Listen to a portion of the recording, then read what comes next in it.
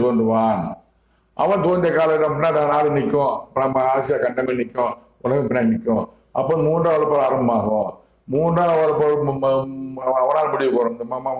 அந்த மாமனி தான் முடிவுக்கு வரும். முடிவு உலகத்தில் அமைதியாக இருப்பாங்க. நல்லா அந்த மாமனிதன் கட்டுப்பாட்டில் அமைதியாக இருப்பாங்க. இப்போ இவ்வளோ அதிகாரம் உலகத்தை கட்டுப்படுத்த யாருக்கு அதிகாரம் இருக்கும்? கடவுள் தான் அதிகாரம். கடவுள் யாருக்கு அதிகம் கொடுப்பாரு? அவர் தான். எனக்கு கொடுத்துருக்கா அவர் சொல்றாரு. இவரான் இம்மாற்றூர் உள்ளார் அழிவில்லாத ஆட்சியாளன் என்றால் என்னிடம் கடவுளுக்குரிய வார்த்தைகள் அனைத்துமே மாமனிதன் இம்மாற்றூர் ஒளிபரப்பிருக்கேன். ஒவ்வொன்றும் போட்டிருக்கேன். கொரோனா வைரஸ், உக்ரைன் போர், ரஷ்யா போர், இஸ்ரேல் பாலஸ்தீன போர், அமெரிக்க ஈரான் போர், அப்புறம் நம்ம தமிழ்நாட்டு அரசியல்வாதி பற்றி, டொனால்டு பற்றி, ரஷ்ய விளையாட்டு பற்றி எல்லாத்தையும் போட்டிருக்கேன். பாருங்க, இது கடவுள் என்ன பேசுறான்னு முக்கியமானவன் பாருங்க. நம்ம நாசம் சொன்ன திருக்கத்தரிசியும் நாசம் சொன்ன மாமனிதனும் எந்த மனிதனும் ஒரே ஆதான்கிற முடிவு செய்து கொள்ளுங்கள். நீங்கள் முடிவு செய்து கொள்ளுங்கள். அழிவில்லாத ஆட்சியாளன் இவன் தான் என்று கடவுள் ஒப்புதல் கொடுத்து விட்டார். மக்கள்